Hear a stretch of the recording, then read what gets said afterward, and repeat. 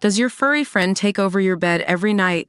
It's time to reclaim your space while giving them the comfort they deserve with the coldest, cozy dog bed. Don't wait. Check out the link in the video description to buy now on Amazon. An abusive lodger who murdered his landlady tried to convince police she had killed herself by handing them an unfulfilled suicide note she had written years earlier after the death of her 2-year-old son. Terry Jo Williams, 65, had been trying to evict James Hicks from her Florida home and was in court on the day of her death where Hicks, 63, was due to face trial for assaulting her. Hicks told police she was his best friend and he had found the grandmother drowned in a fountain outside the Pensacola bungalow they had shared for 8 years. But he was sentenced to life in prison on Tuesday after a pathologist told a court there was no water in her lungs and she had been badly beaten before being asphyxiated. "Love you always, girl, rest in paradise," friend Melanie Wright wrote on her obituary page. "You finally have Jason in your arms again." Police responding to a neighbor's 911 call found the mother of 3 face down in the tiny water feature next to her front door on August 12, 2022. Hicks told police that he had found her there and insisted they look in her car, where they found alcohol on the passenger floorboard, and a single pill on the driver's seat. She was pronounced dead at the scene and pathologist Deanna Oleski found her death to be a homicide by asphyxiation, noting 2 broken ribs, abrasions on her arms, and bruising on the back of her head. During a police interview a week later, Hicks gave officers a suicide note he claimed to have found in the home's laundry room 2 days after her death.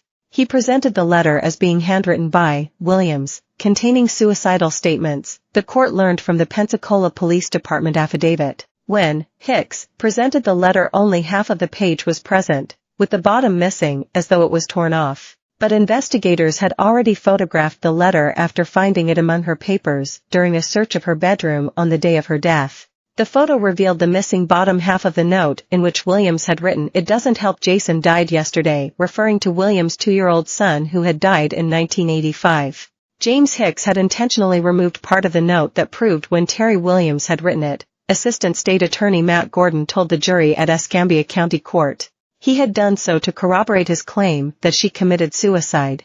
The court heard that Williams had met her killer when they were co-workers at the Florida-based Publix supermarket chain, and she had invited him to sublet a room in her home.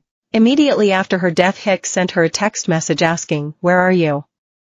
You okay? Text me," and he told police that they communicated almost every day. But Williams had been trying to evict Hicks from the house, and police found a journal she had kept documenting a series of physical attacks by her lodger. A forensic investigation of his phone and found only 2 other messages between the pair. Neighbors told investigators that they often heard arguments coming from inside the single-story home and that Williams had described Hicks as abusive.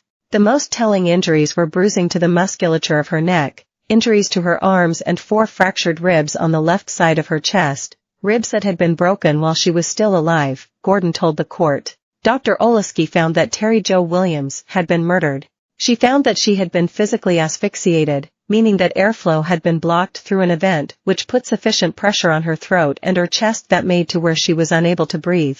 Williams left 2 surviving sons and 5 grandchildren, and her family wrote that her proudest accomplishments, hands down, were her children. The pride she exuded when talking about them was second to none.